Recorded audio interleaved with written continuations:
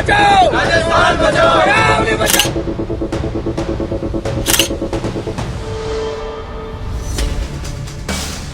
अरावली में कोई भी रिलैक्सेशन नहीं दिया गया। दिल्ली में कोई भी माइनिंग अलाउ ही नहीं है, ना हो। Water conflicts will intensify across Rajasthan, Haryana and Delhi NCR. The Prime Minister needs to intervene. Save the Aravalis. வணக்கம். சேவ் அராவலி கேம்பெயின் ராஜஸ்தான் ஹரியானாவில் இருக்கக்கூடிய மக்கள் இளைஞர்கள் ரோட்டில் இறங்கி போராட வந்ததற்கு பின்பு கடந்த 11 ஆண்டுகளில் முதல் முறையாக நரேந்திர மோடியின் அரசாங்கம் பதில் கொடுக்க முன் வந்திருக்கிறது. மக்களை பார்த்து இந்த அளவில் பயமா? இந்த நாட்டில் இருக்கக்கூடிய கோதி மீடியாவாக இருக்கட்டும் அல்ல இந்த நாட்டு அரசியல்வாதிகளாக இருக்கட்டும், தன்னுடைய அகங்காரத்தில் இந்த நாட்டு மக்களை பற்றி ஒரு துளி கூட கவலைப்படாத இந்த நபர்கள், அர்ணப் கோஸ்வாமி போன்ற நபர் கூட இன்னைக்கு அரசாங்கத்தையே தட்டி கேட்கக்கூடிய வேலையை பார்க்கிறார். நம்ப முடிகிறதா? And we, the citizens of India, can't open our mouth about it. What is the government doing? Water conflicts will intensify across Rajasthan, Haryana and Delhi NCR. The Prime Minister needs to intervene. We will be an environmentally destroyed Bharat. Save the Aravalis. Aravali ranges வெறும் ஒரு மலை பிரதேசம் மற்றும் கிடையாது, ஒரு hills மற்றும் கிடையாது.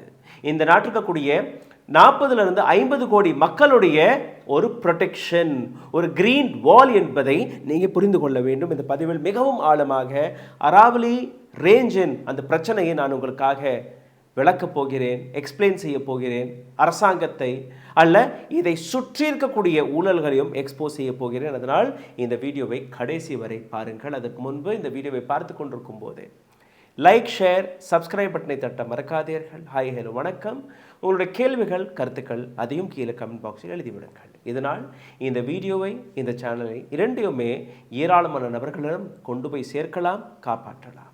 இதை தாண்டி அருகில் இருக்கக்கூடிய QR கோடை ஸ்கேன் செய்து உங்களால் முடிந்த உதவியை நீங்க தெரிவிக்கலாம். உடல் வலிமையை உறுதி செய்யும் சிலாஜித், கவனத்தை மேம்படுத்தும் அஸ்வகந்தா மற்றும் உயிர் சக்தியை பெருக செய்யும் சஃபேடு முஸ்லி போன்ற இமயமலையின் உணவுப் பொருட்களை கொண்டு வந்து மிஸ்டர் பர்ஃபெக்ட் உருவாக்கப்பட்டுள்ளது. உங்கள் முழு குடும்பத்தின் ஆரோக்கியத்தை மா நேச்சுரல்ஸ் மூலம் உறுதி செய்திருங்கள். 100% இயற்கையான மூலிகை பொருட்கள் மூலம் உருவாக்கப்பட்ட மிஸ்டர் பர்ஃபெக்ட் மற்றும் மிஸ் பர்ஃபெக்ட் தலைமுறையாக குடும்பங்களின் உடல் வலிமை, மன வலிமை மற்றும் மகிழ்ச்சியை பெருக செய்கிறது. உங்கள் மகிழ்ச்சியான பயணத்தை துவங்க www.manaturals.com என்ற இணையதளத்தை பார்வையிடவும் அல்லது வாட்ஸ்அப் எண்ணிலும் தொடர்பு கொள்ளலாம்.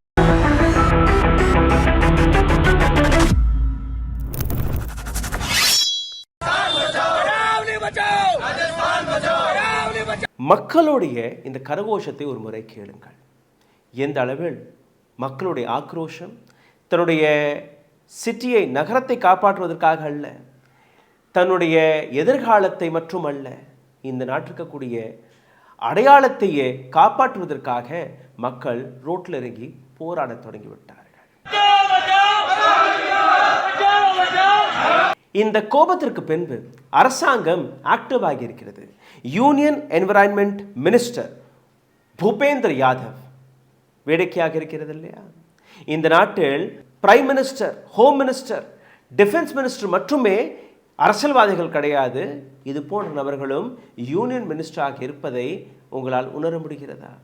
ஆமாம், சுற்றுச்சூழலை காப்பாற்றக்கூடிய பொறுப்பு இந்த நபர் மீது இருக்கிறது. முதல் முறையாக இந்த நபரை நீங்கள் டெலிவிஷனில் பார்த்திருப்பீர்கள். இவர் வெளிவந்து கூறிய விஷயம் என்ன? अरावली में कोई भी रिलैक्सेशन नहीं दिया गया। दिल्ली में कोई भी माइनिंग अलाउ ही नहीं है, ना हो। मैं फिर दोहरा रहा हूँ, दिल्ली की अरावली हिल्स में माइंस पूरी तरीके से बैन। நாங்க அராவலி ரேஞ்சஸை அழிக்கக்கூடிய வேலையை பார்க்கவில்லை, மக்களை தவறாக ஒரு சில நபர்கள் திசை திருப்பி வருகிறார்கள். யார் இந்த நபர்கள்? இந்த நபர்கள் தான் ரேகா குப்தாவை இன்டர்நேஷனல் இன்சல்ட் செய்த நபர்கள்.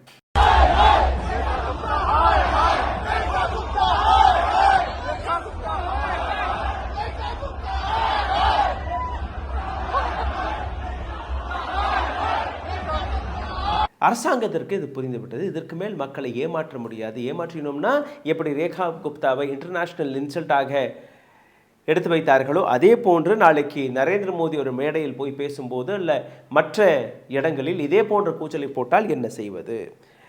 இந்த ஒட்டுமொத்த விஷயத்தில் நீங்கள் பார்த்தீர்கள்னா only 0.19 of Aravalli ranges eligible for mining.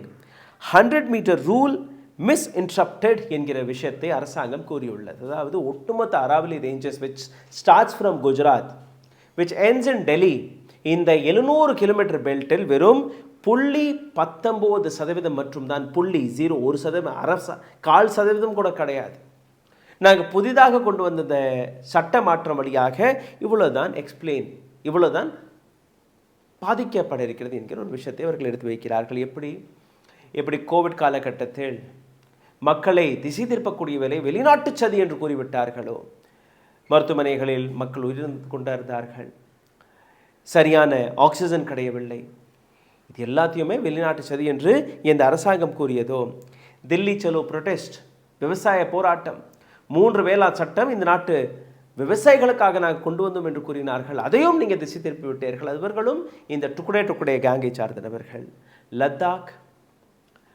லத்தாக்கில் இருக்கக்கூடிய மக்கள் அவர்களும் போராடினார்கள், அவர்களும் டுக்குடே கேங் என்று கூறிவிட்டார்கள். அதாவது அராவலி ரேஞ்சஸை காப்பாற்றுவதற்கான ஒரு ஃபார்முலா, எப்படி டெல்லியில் தந்தூரை பேன் செய்தார்களோ அதே போன்ற ஃபார்முலா தான் இவர்கள் கூறக்கூடிய இந்த வேடிக்கையான பதில்.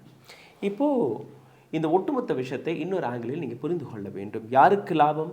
அரசாங்கம் மக்களுக்காக தானே வேலை பார்க்கணும். நிச்சயமாக இங்கே லாபம் இருக்குது, ஒரு சில மக்களுக்கு இருக்குது, ஒரு சில மக்களுக்கு மட்டும்தான் இருக்குது. அழுத்தமாக நீங்கள் புரிந்து கொள்ளுங்கள். அதாவது உங்களுக்கோ எனக்கோ இதனால் எந்த லாபமும் கிடையாது. ஒரு சில நபர்கள் என்றால் நரேந்திர மோடியின் நண்பர்களுக்கு நிச்சயமாக இதில் லாபம் இருக்கிறது. சரி, இந்த ஒட்டுமொத்த விஷயத்தில் எந்த விதமான மாற்றங்களை கொண்டு வந்தார்கள், எந்த விதமான சதித்திட்டத்தை திணித்திருக்கிறார்கள்? இது முதல் முறையாக நரேந்திர மோடியின் அரசாங்கம் செய்யவில்லை, இது ஒரு பேட்டர்ன் ஆக்கிவிட்டார்கள். என்ன பேட்டர்ன்? ஒவ்வொரு காட்டை அழிப்பதற்கு, ஒவ்வொரு மலை பிரதேசத்தை அழிப்பதற்கு, ஒவ்வொரு கிராமத்தை அழிப்பதற்கு இவர்கள் கொண்டு வரக்கூடிய சிம்பிளான ஒரு சில வார்த்தைகள். டெஃபினேஷனை மாற்றிவிடுங்கள். இந்த இடத்தை அழிக்கணும்னா அதற்கான டெஃபினேஷனை மாற்றிவிடுங்கள். இந்த இடத்தை அழிக்கணும்னா ப்ரொடெக்ஷனை மாற்றிவிடுங்கள். உதாரணத்திற்கு இந்த ஆதிவாசிகள் இருக்கக்கூடிய இடங்கள், தலித்கள் கையில் இருக்கக்கூடிய இடங்கள், அதற்கான ஒரு லா இருக்கும். இந்த மண்ணை காப்பாற்றுவதற்கான ஒரு ரூல் புக் இருக்கும். அதை நீங்கள் மாற்றிவிட்டீர்கள், அவர்கள்ட்ட இருந்து ஈஸியாக பறிச்சிடலாம் இல்லையா?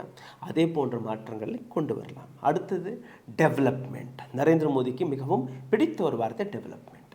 டெவலப்மெண்ட் என்கிற பெயரில் அனைத்தையுமே அழித்து விடலாம். எல்லாமே லீகல் மேனரில், சட்டப்படி சரி என்கிற விஷயத்தை இவர்கள் எடுத்து வைக்க தொடங்கிவிட்டார்கள். சத்தீஸ்கராக இருக்கட்டும், அசமாக இருக்கட்டும், ஒடிசாவாக இருக்கட்டும், கோவாவாக இருக்கட்டும், இப்போ ராஜஸ்தான், அந்தமான் நிக்கோபார், அந்தமான் நிக்கோபாரை பற்றியும் மிகவும் ஆழமான ஷாக்கிங்கான விஷயங்கள் வெளிவருகிறது. இந்த பதிவில் நீங்கள் 4 மிக முக்கியமான விஷயங்களை பார்க்க போகிறீர்கள். முதல் விஷயம், how is controversy of Aravali by changing one definition put the entire nature ecosystem in danger? எப்படி ஒரே ஒரு டெஃபினேஷனை மாற்றி ஒட்டுமொத்த அராவலி ரேஞ்சஸ், அந்த ஒட்டுமொத்த மலைப்பகுதியையே ஒரு அழிவிற்கு முன்னெடுத்து வைத்து விட்டது இந்த நாட்டு அரசாங்கம். இதை நீங்கள் புரிந்து கொள்ள வேண்டும். Why the entire story neither started from Aravali nor will end at Aravali. அராவலி மற்றும் நீங்கள் நினைத்து கொள்ளாதீர்கள். நாளைக்கு இது ஊட்டிக்கு வரலாம், குன்னூருக்கு வரலாம், கொடைக்கானலுக்கு போகலாம், இல்லை அக்கம் பக்கத்தில் இருக்கக்கூடிய சின்ன சின்ன மலைகள் பார்க்குறீங்க இல்லையா, அதற்கும் போகலாம்.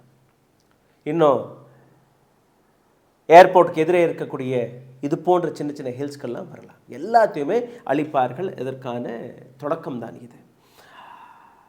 What is the real reason behind the new government order? இதற்கான நோக்கம் என்ன? எதற்காக இந்த மாற்றங்களை கொண்டு வந்தார்கள்? இந்த அனைத்திற்கும் மேலே who is finally responsible for its entire matter? இந்த ஒட்டுமொத்த பிரச்சனைக்கான ரெஸ்பான்சிபிள் யார்? அரசாங்கமா? கிடையாது. முற்றிலுமே அரசாங்கம் இதற்கான பொறுப்பு கிடையாது. இதற்கான பொறுப்பு நீங்களும் தான், நானும் தான், இந்த நாட்டில் இருக்கக்கூடிய சுப்ரீம் கோர்ட்டும் தான், இந்த நாட்டில் இருக்கக்கூடிய ஊழல்வாதிகள் அனைத்து நபர்களுமே சேர்ந்து தான் இவ்வளோ பெரிய அழிவிற்கு இந்த நாட்டை தள்ளிவிட்டு விட்டோம். நவம்பர் 20 2025 ஆண்டிலிருந்து இந்த ஸ்டோரியை நான் தொடங்க போகிறேன். சுப்ரீம் கோர்ட்டில் இந்த நாட்டு அரசாங்கம் ஒரு எஃபிடவிட்டை கொண்டு போய் சேர்க்கிறது, ஒரு ரிப்போர்ட். அராவலி ரேஞ்சஸை எப்படி மைனிங்காக ஒதுக்கலாம், எந்த இடத்தை மைனிங்க்கு ஒதுக்கலாம், எந்த இடத்தை ஒதுக்கக்கூடாது என்கிற இந்த விஷயம். அந்த ரெக்கமெண்டேஷனை யூனியன் என்விரான்மெண்ட் மினிஸ்ட்ரி கொடுத்த இந்த ரெக்கமெண்டேஷனை சுப்ரீம் கோர்ட் ஆக்செப்ட் செய்து விட்டது, முத்திரை கொடுத்து விட்டது. யார் இந்த நபர்? மிஸ்டர் கவை அவர்கள். கவை அவர்கள் ரிட்டையர் ஆன தேதி என்ன? 20ஆம் தேதி இந்த வேர்டிக்டை கொடுத்து விட்டார். அப்படி என்ன தான் இந்த ரெக்கமெண்டேஷன் எடுத்து காட்டியது, அதை நீங்கள் புரிந்து கொள்ள வேண்டும். New recommendation, new definition: any land form is 100 meter or more above the surrounding ground will be considered as Aravali, otherwise it will not. தரையிலிருந்து 100 மீட்டர், 100 மீட்டருக்கு மேலே இருக்கக்கூடிய சிகரம், மேலே இருக்கக்கூடிய மலை மற்றும் தான் அராவலி. அதற்கு கீழே இருக்கக்கூடிய அனைத்துமே பிளேன் லேண்டாக கருதப்படும். பிளேன் சமமான தரையாக கருதப்படும். இதில் நீங்கள் மைனிங் செய்யலாம், இதை நீங்கள் வெட்டலாம், எது வேணாலும் செய்யலாம். இது மலைப்பிரதேசம் கிடையாது. ரெண்டாவது, only and only it will be considered as Aravali Hills. The new definition of hill will be include its slope and adjacent land. இதற்கு முன்னாடி ஒரு ஸ்லோப் இருக்கான ஒரு டெஃபினேஷன் இருந்துச்சு. இந்த ஆங்கிளில் ஸ்லோப் இருந்தால் மட்டும்தான் அது மலை.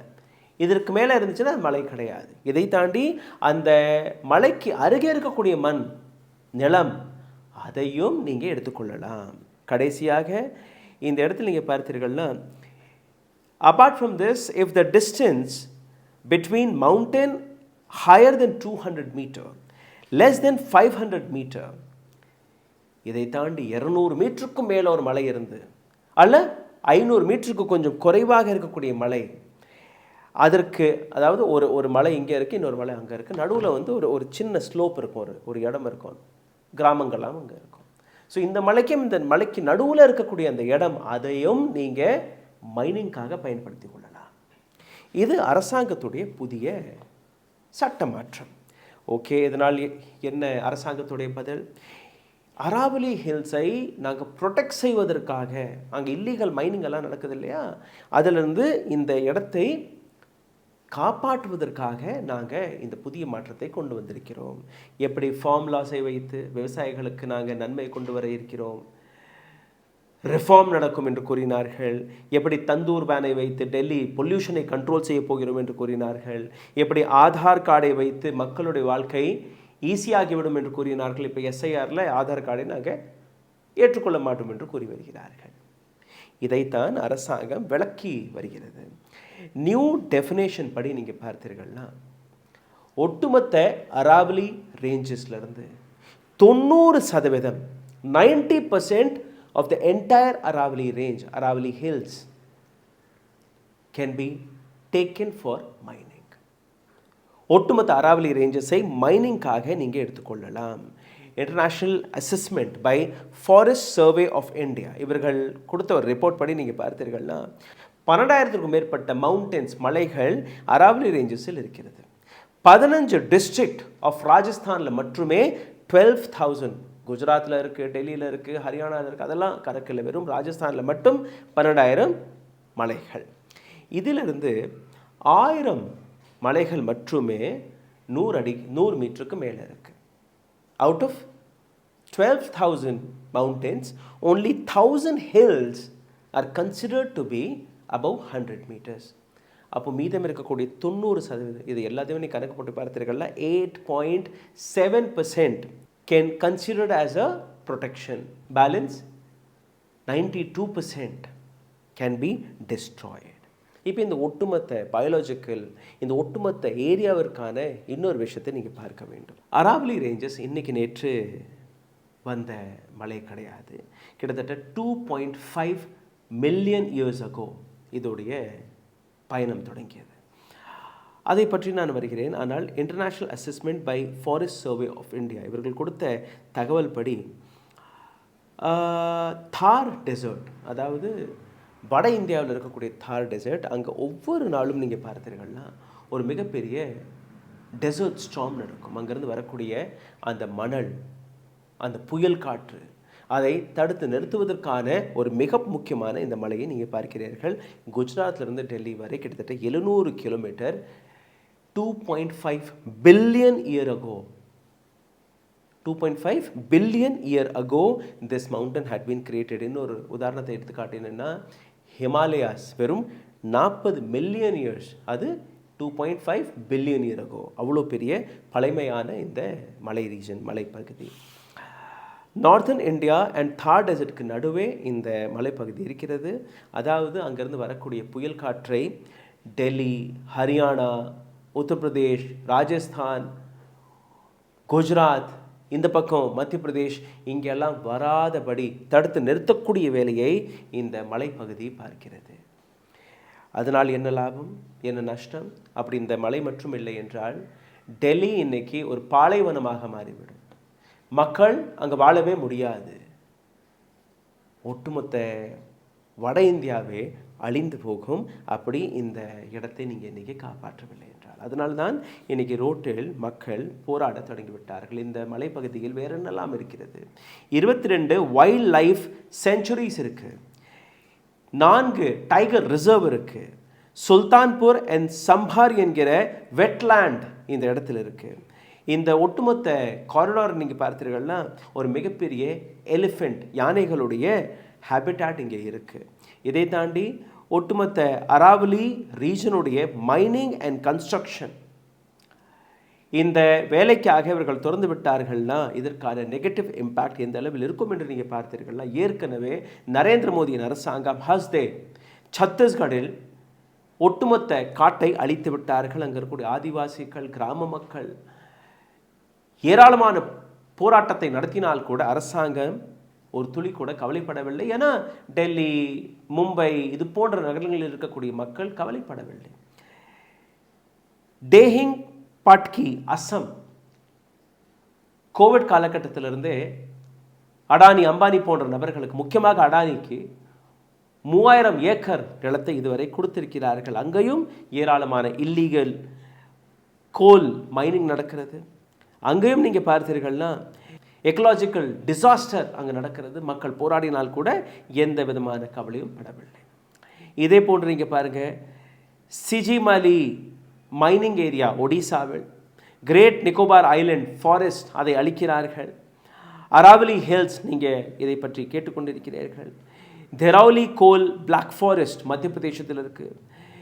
கேர் பெல்மா செக்டர் மைன்ஸ் சத்தீஸ்கடில் இருக்குது. இது எல்லாத்தையுமே அரசாங்கம் இதே போன்ற திட்டங்களை போட்டு, அதாவது டெவலப்மெண்ட் என்கிற பெயரில் கொஞ்சம் கொஞ்சம் சட்டங்களில் மாற்றங்களை கொண்டு வந்து ஒரு சில நபர்களுக்கு கொடுக்கக்கூடிய வேலையை பார்க்கிறார்கள். இந்த விஷயம் எவ்வளோ சீரியஸ் ஆகிவிட்டது என்று நீங்கள் பார்த்தீர்கள்னா, the extremely honest journalist Arnab Goswami உட்பட இன்னைக்கு ஏராளமான கோதி மீடியா ஆங்கர்ஸ் பேச தொடங்கிவிட்டார்கள். And we the citizens of India can't open our mouth about it. What is the government doing? Water conflicts will intensify across Rajasthan, Haryana and Delhi NCR. The Prime Minister needs to intervene. We will be an environmentally destroyed Bharat.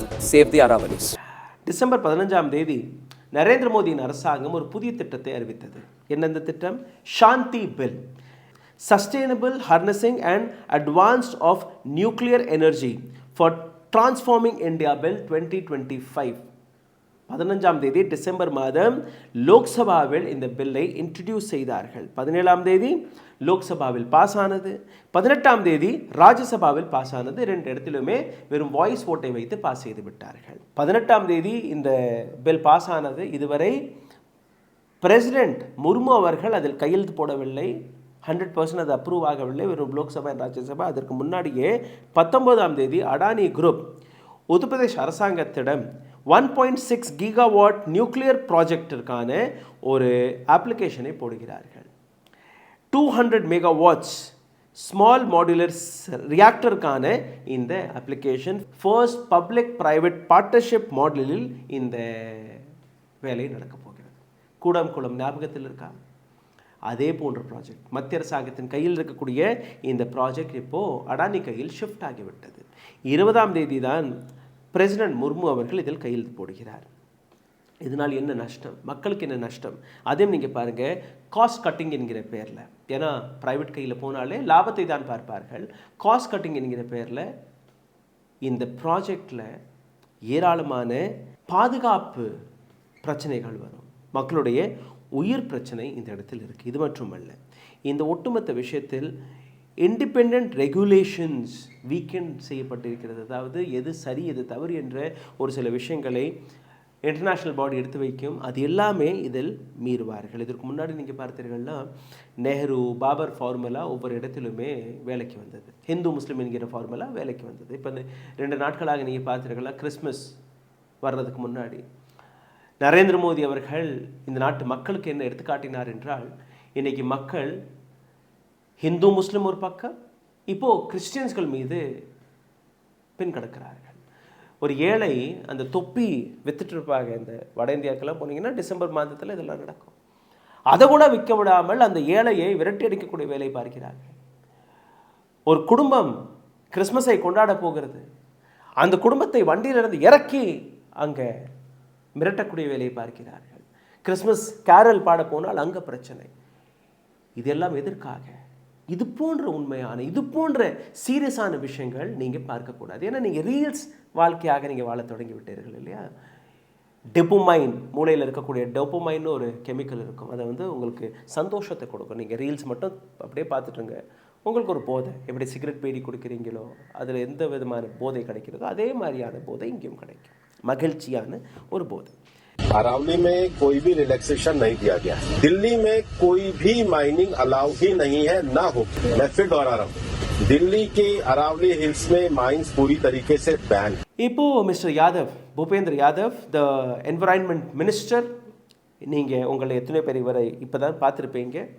he came up with a press meet. What he says, new 100-meter definition in the Aravalli Hills will not lead to any relaxation in mining. இந்த சட்டத்தை நாங்கள் மாற்றியிருக்கோம், ஆனால் இதனால் இந்த மைனிங்காக எந்த விதமான வழியையும் நாங்கள் ஒதுக்கி கொடுக்கவில்லை. 90% அந்த மலையை நீங்கள் வெட்டுவதற்கான உத்தரவை கொண்டு வந்துட்டீர்கள். இதுக்கப்புறம் நாங்கள் கொடுக்க மாட்டோம்னு நீங்கள் சொன்னால் என்ன மக்கள் காதில் பூசுத்துறீங்களா என்கிற அந்த கேள்வி வருது. இதை தாண்டி you can rest assured no relaxation will be given in the Aravalli region. Mining is not allowed in Delhi, nor should it be. டெல்லியை சுற்றி இந்த மைனிங்கான எந்த விதமான அப்ரூவல் நாங்கள் கொடுக்கவில்லை, இதை நாங்கள் கொடுக்கவும் மாட்டோம். New definition has been made on the order by supreme court. Supreme court கொடுத்த அந்த ஆர்டர் படி தான் நாங்கள் இந்த மைனிங்கான இந்த சட்டங்களை மாற்றியிருக்கிறோம். நவம்பர் 20 இந்த சட்டம், இந்த தீர்ப்பு வெளிவருகிறது. நவம்பர் 23 மிஸ்டர் கவை அவர்கள் ரிட்டையர் ஆகிவிட்டார். நேற்று அர்ணப் கோஸ்வாமி இவரை கூப்பிட்டு வைத்து கிளின்னு கிடைச்சிருக்கார். நிச்சயமாக அர்ணப் கோஸ்வாமி என்னுடைய டிஃப்ரென்சஸ் நிறைய இருக்கும். ஆனால் கடந்த 2-3 நாட்களாக அர்ணப் கோஸ்வாமி கேட்கக்கூடிய கேள்வி, முக்கியமாக இந்த அராவலி விஷயத்தில் தரமான செய்திகளை கொண்டு வருகிறார். நீங்கள் போய் check out republic Bharat, you will see some wonderful piece, a very brilliant investigation and brilliant questions by Arnab Goswami. Anyways, அரசியல்வாதிகள் முக்கியமாக அரசாங்கம் கொடுக்கக்கூடிய பதில் நீங்கள் பார்த்தீர்கள், இது சுப்ரீம் கோர்ட் கொடுத்த ஆர்டர் என்று. ஆனால் சுப்ரீம் கோர்ட் கொடுத்த இன்னொரு விஷயத்தை இவர்கள் மறைக்க வருகிறார்கள். என்ன? until the detailed study is done in the entire area. ஒட்டுமொத்த ஏரியாவில் ஒரு டீட்டெயில்டு ஸ்டடி நடக்காத வரை, சஸ்டெயினபிள் மைனிங் மேனேஜ்மெண்ட் பிளான் நீங்கள் கொண்டு வராத வரை யாருக்குமே இந்த மைனிங்கான லைசன்ஸை கொடுக்கக்கூடாது. அதை பற்றி மறைத்து விட்டார்கள். என்ன கூறுகிறார்கள்? நாங்கள் சுப்ரீம் கோர்ட்லேருந்து இந்த ஆர்டரை கொண்டு வந்து விட்டோம். இப்போ நாங்கள் இதை பற்றி கேள்வி கேட்கிறோம். மக்கள் ரோட்டில் இறங்கி போராடுகிறார்கள். அப்போ நாங்கள் எல்லாம் அர்பன் நக்சல், டுக்டே கேங், தேச விரோதிகள், தேச துரோகிகள், இது போன்ற பட்டங்களை சுமத்த தொடங்கி விடுவார்கள். ஆனால் இந்த முறை அரசாங்கத்தால் அதை செய்ய முடியவில்லை. அதனால்தான் மக்களுடைய கோபத்தை பார்த்து இன்றைக்கி நரேந்திர மோடியின் அரசாங்கம் பதில் கொடுக்க முன் வந்திருக்கிறது. நரேந்திர மோடியின் அரசாங்கத்துடைய தவறுகளால் நீங்கள் பார்த்தீர்கள்னா ஜோஷி மட், உத்தர்காஷி என்று கூறுவார்கள், ஒட்டுமொத்த ஜோஷி மட், இதில் யாருமே வசிக்க முடியாது என்கிற ஒரு தீர்ப்பு வெளிவந்து விட்டது. வீட்டிலெல்லாம் நீங்கள் பார்த்தீர்கள்னா நடு வீட்டில் ஒரு பாலமாக அங்கே வீடுகள் வெடிக்க தொடங்கிவிட்டது. ஏன்னா அண்டர் கிரவுண்டில் இந்த மைனிங் நடக்கிறது. ஒட்டுமொத்த நகரமே அழிந்து விட்டது. இங்கே யாருமே இதற்கு மேல் வாழ முடியாது, வசிக்க முடியாது. தபோவன், விஷ்ணுகட் ஏரியா, சமோலி உத்தர்காஷியில் இருக்குது. இங்கே யாருமே வசிக்க முடியாது. மனேரி பாலி ப்ராஜெக்ட் ஏரியா, இதுவும் உத்தர்காஷியில் இருக்குது. இங்கேயும் மக்கள் வசிக்கக்கூடாது என்று ஒரு உத்தரவை கொடுத்து விட்டார்கள். சில்கியாரா டனல் சைட் மைனிங் செய்து கொண்டிருக்கும் போது ஒரு சில இந்தியர்கள் சிக்கினார்கள், உங்களுக்கு ஞாபகத்தில் இருக்கா? இங்கேயும் இதை சுற்றியும் யாராலுமே இங்கே வசிக்க முடியாது என்கிறார். அப்போ ஒட்டுமொத்த உத்தரகாஷியை அழித்து விட்டார்கள் இதே போன்ற ஒரு மைனிங் என்கிற விஷயத்தை வைத்து. இப்போது ப்ராப்ளம் என்ன சார்? டெவலப்மெண்ட் தானே நரேந்திர மோடி செய்கிறார். இதனால் நாட்டுக்கு எவ்வளோ லாபம் என்று உங்களுக்கு தெரியுமா? ஆமாம், லாபம் இருக்குது. எந்த விதமான லாபம் அதை நீங்கள் பாருங்கள். Forest survey of India uses a formula called 3 degree slope. 2010ஆம் ஆண்டு இந்த 3 டிகிரி ஸ்லோப்பிற்கான ஒரு ஐடியாவை கொடுத்திருக்கிறார்கள். 2024ஆம் ஆண்டு வருவதில் இந்த ஸ்லோப்புடைய பர்சன்டேஜ் டிகிரியை 4.57 டிகிரியாக மாற்றிவிட்டார்கள். அதாவது ஏற்கனவே இந்த 3 டிகிரி ஆங்கிளில் ஒரு மலை இருந்தால் அதை தான் நாங்கள் மலையாக ஏற்றுக்கொள்வோம். இப்போது 4.57 டிகிரியில் ஒரு மலை சாய்ந்திருந்தால் மட்டும்தான் ஒரு மலையாக பார்க்கப்படும், இல்லை என்றால் அது மலையாக பார்க்கப்படாது. அந்த காலகட்டத்தில் இதை 30 metre 30 metre from the ground, அதற்கு கீழே இருக்கிறது எல்லாத்தையுமே தட்டலாம், அதற்கு மேலே இருக்கிறது இதை தட்டக்கூடாது என்று கூறியிருந்தார்கள். அந்த ஃபார்முலா படி நீங்கள் பார்த்தீர்கள்னா இன்றைக்கி 40% அராவளியை மட்டுமே இழந்திருப்போம், 60% அராவளியை காப்பாற்றியிருக்கலாம். ஆனால் இன்றைக்கி என்ன, 90% அராவளியை அழிக்கக்கூடிய வேலையை இவர்கள் பார்க்க தொடங்கிவிட்டார்கள். இது எப்படி இருக்குன்னா, அரசியல்வாதிகள் ஒரு 10% கூட ஊழல் செய்யாத அரசியல்வாதி இருந்தால் நீங்கள் பதவியில் இருக்கலாம். எத்தனை பேர் இருப்பார்கள்? அதே போன்று தான் இதுவும். பார்லிமெண்ட்டில் இவர்கள் கொடுத்த தகவல் படி நீங்கள் பார்த்தீர்கள்னா 27,000 இல்லீகல் மைனிங் பார்லிமெண்ட்டில் 2020ஆம் ஆண்டு ராஜஸ்தான் வழியாக கொடுக்கப்பட்ட அந்த தகவல். 2020 மட்டுமே 27,000 இல்லீகல் மைனிங் அங்கே நடந்திருக்கிறது. எஃப்ஐஆர் எத்தனை பேரில்? வெறும் 3,100 கேசஸ்களில் மட்டுமே எஃப்ஐஆர் நடத்தப்பட்டது. ஆனால் இல்லீகல் மைனிங்கோடைய cases 27,000. This is what Narendra மோடியின் அரசாங்கம் இந்த நாட்டு மக்களுக்காக செய்யக்கூடியது சேவை. ஒரு ட்ரோன் சர்வே எடுக்கப்பட்டது பில்வாராவில். ட்ரோன் சர்வே படி நீங்கள் பார்த்தீர்கள்னா மைனர்ஸ்களுக்கு கொடுக்கப்பட்ட அந்த target, you can extract 62 lakh ton of whatever material you get from there. Drone வழியாக நடத்திய இந்த சர்வேயில் நீங்கள் பார்த்தீர்கள்னா இந்த எக்ஸ்ட்ராக்ஷன் 62 lakh டன் கிடையாது, இது 1.2 crore டன். அப்போது 57 லட்சம் டன் இல்லீகலாக இங்கே மைன் செய்யப்பட்டது. அராவலி ரேஞ்ச் ராஜஸ்தானில் மட்டுமே 20லிருந்து 25% வரை ஏற்கனவே டெஸ்ட்ராய் செய்யப்பட்டு விட்டது, அழிக்கப்பட்டு விட்டது. அதனால்தான் இப்போது டெல்லியோடைய பொல்யூஷனால் நீங்கள் பார்க்கிறீர்கள் இல்லையா, அது அதற்கான காரணம்தான். 2006ஆம் ஆண்டு இதே போன்ற ஒரு ப்ரொடெக்ஷனை ஏற்கனவே ராஜஸ்தானில் கொண்டு வந்து விட்டார்கள். 100 மீட்டருக்கு மேலே இருந்தால்தான் மலை, அதற்கு கீழே இருந்தால் தரை, அதனால் நாங்கள் இந்த மலைகளை ப்ரொடெக்ட் செய்ய போகிறோம் என்று. அப்போது சட்டம் ஏற்கனவே இருக்குது ராஜஸ்தானில். ஆனால் அங்கே தான் 25% மலைகளை நீங்கள் அழித்து விட்டீர்கள். ராஜஸ்தானில் மட்டும்தான் இதுதானா? கிடையாது. ஹரியானாவிலும் இதே போன்ற நிலைதான். ஹரியானாவில் பெரிய பெரிய பில்டர்ஸ், பெரிய பெரிய டெவலப்பர்ஸ், அவர்கள் அராவலியிலிருந்து இந்த மலை பகுதியிலிருந்து 8% ஏற்கனவே அழித்து விட்டார்கள் 2019ஆம் ஆண்டு வரை. அடுத்த 30 ஆண்டுகளுக்குள் இந்த ஒட்டுமொத்த அராவலி இதே ஸ்பீடில் போய்கொண்டிருந்தால் 22% ஹரியானாவிலும் அழிக்கப்பட்டுவிடும். 2002ஆம் ஆண்டு அராவலியில் எந்த விதமான மைனிங்கும் நடக்கக்கூடாது என்கிற ஒரு பேன் போட்டிருந்தார்கள். 2025ஆம் ஆண்டு நேஷனல் கிரீன் ட்ரிபியூனல் ஹரியானாவில் ஒரு ஆர்டரை கொடுத்து எந்த விதமான மைனிங்கும் இங்கேயும் நடக்கக்கூடாது என்று கூறினார்கள். ஆனால் இதே நேஷனல் கிரீன் ட்ரிபியூனல் இன்னொரு ஆர்டரை கொடுக்கிறது, இதற்கு மேல் இங்கே மைனிங் நடக்கக்கூடாது என்று. அதாவது 2002ஆம் ஆண்டு மைனிங் மீது பேன், 2025ஆம் ஆண்டு அதே நேஷனல் கிரீன் ட்ரிபியூனல் யாருமே இங்கே மைனிங் நடத்தக்கூடாது என்றால் அப்போது உங்களுக்கு தெரியும் அங்கே மைனிங் நடந்து கொண்டே தான் இருந்திருக்கிறது. கடந்த 10லிருந்து 12 ஆண்டுகளில் எந்த அளவில் கரப்ஷன் நடந்திருக்கிறது நீங்கள் பார்த்தீர்கள்னா, சத்தீஸ்கர், அசாம், வெஸ்டர்ன் காட்ஸில் ஹஸ்தேவ் ஃபாரஸ்டில் இருந்து தொடங்கி அஸ்ஸாமில் இருக்கக்கூடிய ஏராளமான பகுதிகளில் இருந்து தொடங்கி இந்த நாட்டில் இருக்கக்கூடிய மிகப்பெரிய இடங்கள், அது மத்திய பிரதேஷ், பீகார், கோவா, இது போன்ற நகரங்களில், இது போன்ற மாநிலங்களில் அவர்கள் அளித்த மண்ணுடைய எண்ணிக்கை நீங்கள் பார்த்தீர்கள் புரிய வரும். NBWL இவர்கள் கொடுத்த அந்த தகவல் படி 31 இன்ஃப்ராஸ்ட்ரக்சர் ப்ராஜெக்ட், இதில் 16 இன்ஃப்ராஸ்ட்ரக்சர் ப்ராஜெக்ட் இதே போன்ற மலைகளை அழித்து நடத்துவதற்கான அந்த உத்தரவை கொடுத்து விட்டார்கள். இதே இடத்தில் கார்ப்பரேட்டுடைய பங்களிப்பையும் நீங்கள் பார்க்கணும். வேதாந்தா குரூப் 1500 ஹெக்டர் லேண்ட் இவர்களுக்கு கொடுக்கப்பட்டது. இது மட்டுமல்ல, ஃபாரஸ்ட் லேண்ட் காட்டு பகுதிகள், காடுகள், அதில் ஒரு 700 ஹெக்டரை இவர்களுக்கு ஒதுக்கி கொடுத்திருக்கிறார்கள். இது கிராம் சபா வழியாக பெறப்பட்ட ஆர்டர் கிடையாது. மக்களிடம் எந்த விதமான பேச்சுவார்த்தையும் நடத்தாமல் இது போன்ற கார்ப்பரேட் நகர்களுக்கு இவர்கள் கொடுத்திருக்கிறார்கள் என்கிற ஒரு விஷயத்தை எடுத்து வைத்ததற்கு பின்பு அங்கே ஒரு போராட்டம் பிடித்தது. அதுக்கப்புறம் மக்கள் இதை நாங்கள் ரிஜெக்ட் செய்கிறோம் என்று கூறிய பின்பு கூட எந்த விதமான ஆக்ஷனும் எடுக்கப்படவில்லை. 2014ஆம் ஆண்டு எலெக்ஷனுக்கு முன்பு அதற்கான ஒரு விளக்கம் வெளிவந்தது. Supreme court of India electoral bond வழியாக யாருக்கெல்லாம் எவ்வளோ பணம் கிடைத்ததோ அதை நீங்கள் மக்களுக்கு முன்பு எடுத்து வைக்க வேண்டும் என்கிற ஒரு விஷயத்தை எடுத்து வைத்த போது மைனிங் கம்பெனிஸ், முக்கியமாக வேதாந்தா குரூப் பிஜேபிக்கு மட்டுமே 230 கோடி ரூபாயை டொனேஷனாக கொடுத்தார்கள்.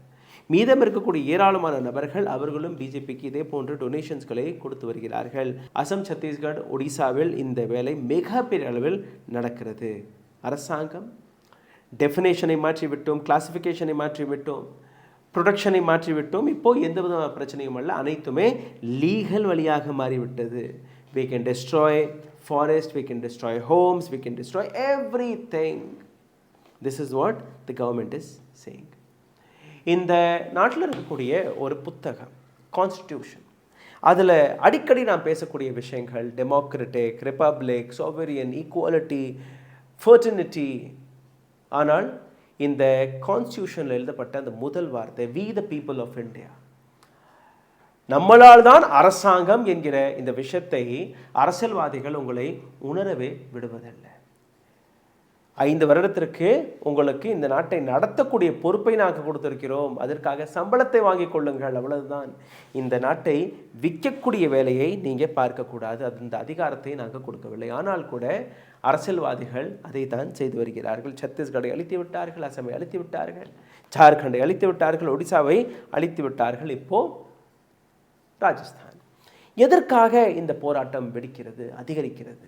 அங்கெல்லாம் மைனிங் நடக்கும்போது, அங்கெல்லாம் மக்கள் கதறும்போது, அங்கெல்லாம் ஆதிவாசிகள் போராடிய போது யாருமே மூச்சு கூட விடவில்லை. இன்னைக்கு டெல்லி எதற்கு ஆளாக போகிறது? டெல்லி பாதிக்கப்பட இருக்கிறது, மகாராஷ்டிரா, மும்பை பாதிக்கப்பட இருக்கிறது, குருகிராம், நொய்டா, காசியாபாத், இது போன்ற இடங்கள் பாதிக்கப்பட இருக்கிறது. ஏன்னா இங்கே எலீட் பீப்புள் இருக்கிறார்கள், படித்த நபர்கள் இருக்கிறார்கள், அங்கே தான் பணம் வருகிறது, அரசியல்வாதிகள் அங்கே தான் இருக்கிறார்கள்.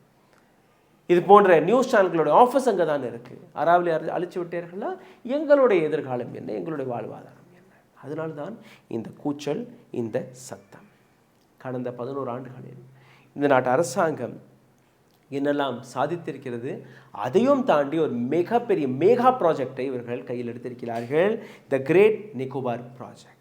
18 மில்லியன் மரங்களை இங்கிருந்து வெட்ட போகிறார்களாம். 60,000 to 70,000 கோடி ரூபாய்க்கான ஒரு மிகப்பெரிய project. 160 kilometre. Andaman and Nicobar ஐலண்டில் இருக்கக்கூடிய அனைத்தையுமே தரைமட்டமாக போகிறார்கள். 60,000க்கும் மேற்பட்ட நபர்களை அங்கே வசிக்க வைக்க போகிறார்களாம். அங்கே டெவலப்மெண்ட் நடக்க போகிறதாம். அங்கே பெரிய பெரிய கட்டடங்களை கட்ட போகிறார்களாம். Road infrastructure வரப்போகிறதாம். அதனால் நாங்கள் இங்கே இருக்கக்கூடிய மரங்களை அழிக்க போகிறோம், வெட்ட போகிறோம். இன்னொரு வேடிக்கையான விஷயம் என்ன, 1,60,00,000 மரங்களை அந்தமான் நிக்கோபார் ஐலண்டில் வெட்ட போகிறார்கள். அதற்கு காம்பன்சேட் செய்வதற்காக நாங்கள் இன்னொரு இடத்துல மரங்களை நடப்போகிறோம்.